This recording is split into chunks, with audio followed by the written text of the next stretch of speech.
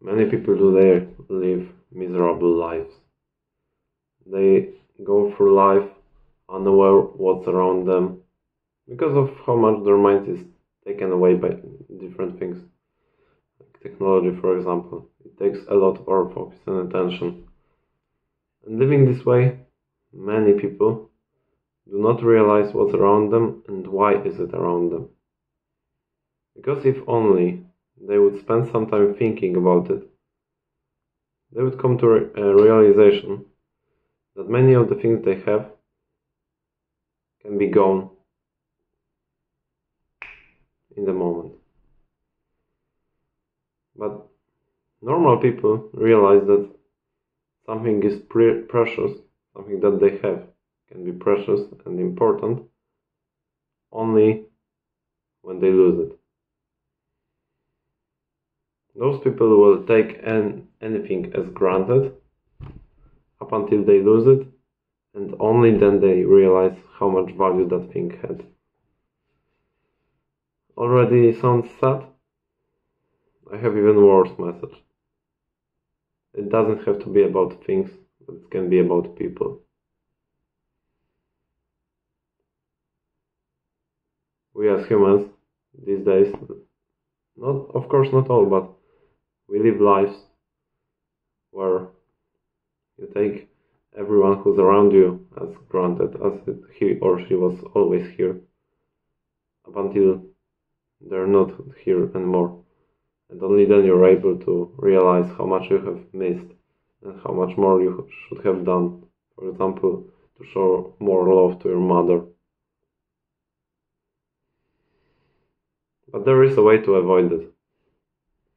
And if you are on self-improvement, you probably heard about gratitude.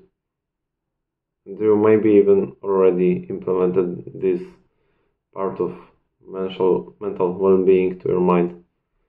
I hope so, but you still can improve it, and if you haven't, this video is even more for you, because it's important to be grateful for what's around you. People will be telling you that there's nothing to be grateful for because their lives goes not how they want it to go. But think about it. Shouldn't you be grateful about the nice day? Like the nice weather, for example? Shouldn't you be grateful for your upbringing and what your parents did to you? Shouldn't you be grateful for such a small thing like a stray cat stopping next to you while you walk on the pavement? There are a lot of things you can be grateful for. And there are some good practices to train it. So let's talk about them now. First practice is a gratitude journaling. That is a practice where on paper or on your phone, I'd rather you do it on paper because it takes you longer when you are writing. Write down every day a couple of things you're grateful for from that day. Of course, try to be various and don't write same 5 things every day. But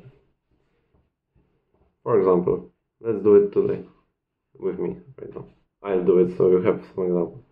I am grateful for being in a good health. I am grateful for the dinner I ate with my grandma today. I am grateful for new haircut. I hope it's looking good, but it's different. And I have to tolerate myself with it because it looks different. But I believe that it looks good. I am grateful for a nice chat with a hairdresser. I am grateful for a stray cat looking at me while I was going past my house. That's how it looks. It's that simple. You take something to write, or your phone, or your computer. You can open a notepad, you can open Notion, you can open a paper journal or any copybook and just start writing. I am grateful for anything that comes to your mind. I am grateful for, I am grateful for, I am grateful for. Go for at least 5 things. And if you do it every day, after some time you will look differently at what's around you. You will see that those objects that are, for example, in your room, weren't there always, but they are probably because of you bought them because of the hard work you've done and you've earned your money, or maybe someone bought them to you. In both cases, you should be grateful.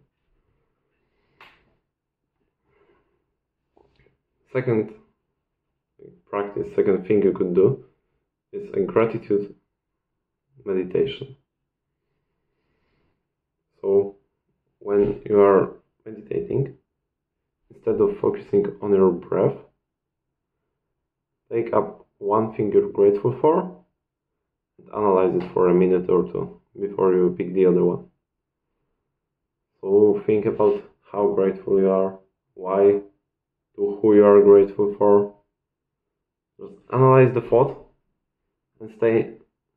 It will set you up in a very positive mindset. And same as the first practice. If you do it for a couple of days, something will change in your mind. You won't be so needy. I don't know what word to use. You won't be taking everything as if it was already deserved by you. You wouldn't take, yeah, that's mine because it's mine and it was always mine and it should be mine. No. It will change. It's not easy to set it up in simple words. You have to feel it. Those are two main practices that are good for it. And if you implement at least one of those two, I can guarantee that you will be in a good position. But the gratitude practice, the gratitude in general, gets a bit complicated when something goes bad in your life. Because it's way easier to be grateful for things around you and everything is going your way. When people around you aren't showing negative emotions, when you don't lose any important objects, or you don't lose people from your life. But there's also one thing we can be grateful for, which is like a step higher. Failures.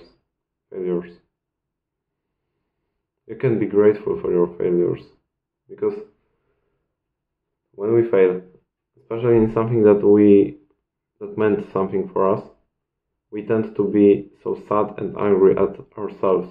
We tend to send a lot of negative emotion towards us. And it's not a thing that will help you to get through a hard moment and will not definitely help you to repair what you have broken, to fix what have gone wrong.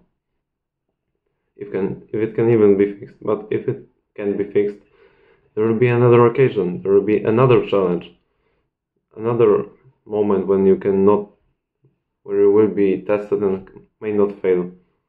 But if you bombard yourself with negative emotion, with hate, with sadness, with anger, you're not gonna go far.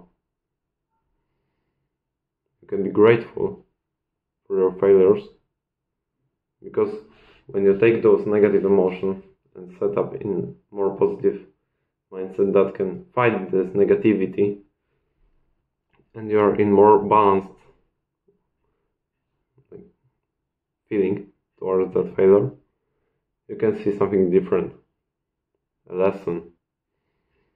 Because trust me when I say, many of your mistakes and problems carry separate and detailed lessons for your future you. You may think that I'm talking crazy, but wait a bit of time. I've gotten a couple of lessons from my unsuccessful love story with my crush and not yet girlfriend. I've gotten lessons from this history after half a year, I realized something that changed my view on a certain thing. Half a year. And if I was angry at my own self and sad that it happened all the time, I wouldn't have the time and the capability to, when the situation came to my mind, to realize that I can get something out of this situation that will be useful for my future me. You can only do that after you fight the negative emotion with the positivity coming from gratitude. I'm leaving you with that thought. And now go make your way better and more grateful future.